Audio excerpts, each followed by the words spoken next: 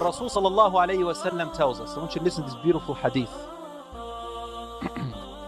which is in Bukhari and Muslim. He said, كيف بكم?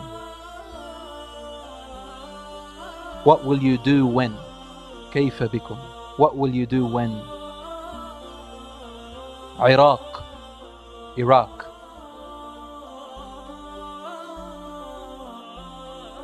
منعت العراق قفيزها ودينارها. When Iraq is denied its currency. The قفيزها is the old currency of Iraq.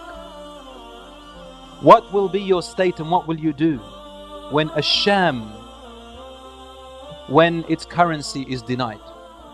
And what will you do when Egypt, its currency will be denied? And you return to where you began in the first place. What does this mean?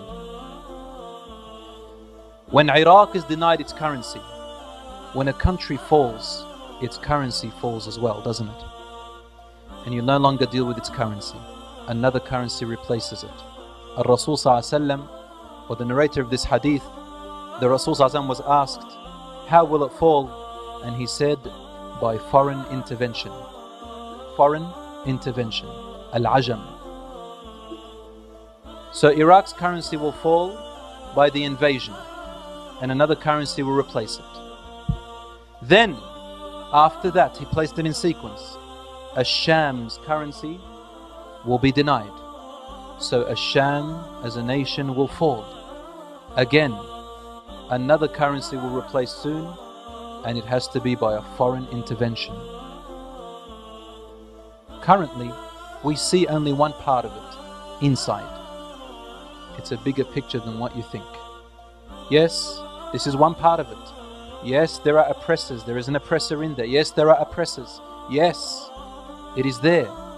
However, it is one of the rocks, one of the plots within the bigger plan.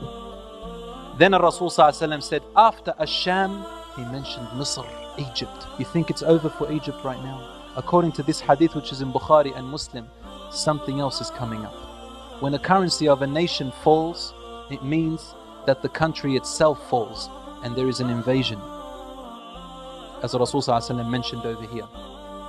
It's not happened to Egypt yet. But this seems like the sequence that Rasul ﷺ is informing us about it. He also said in another narration, this hadith by Abu Huraira, تُنْتَهَكُ ذِمَّةَ اللَّهِ وَذِمَّةَ رَسُولِهِ.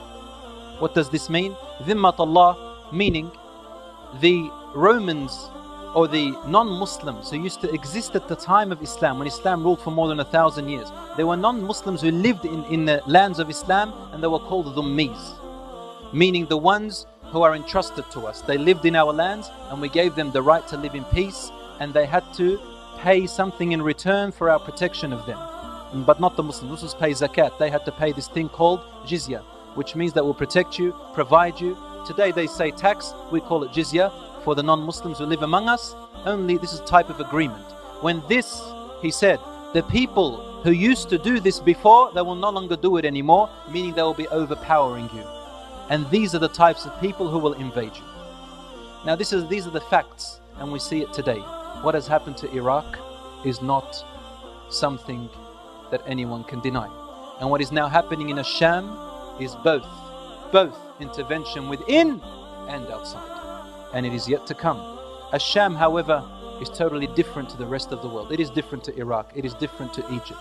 It is different to everything. Asham means Lebanon, Syria, parts of Jordan, Palestine. They call it today Israel. I'll call Israeli territories are in there.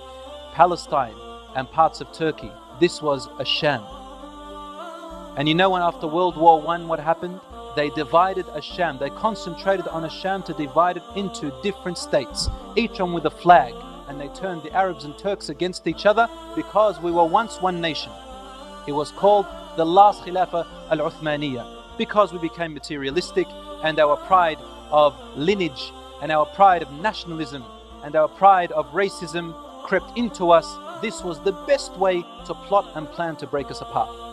Until today, look at us in misery Rasul said, "Utrukuha fa innaha muntina." Leave it alone, for it is a stinking carcass. It cannot bring anything but misery, unhappiness and stench. This is what's happening to us today.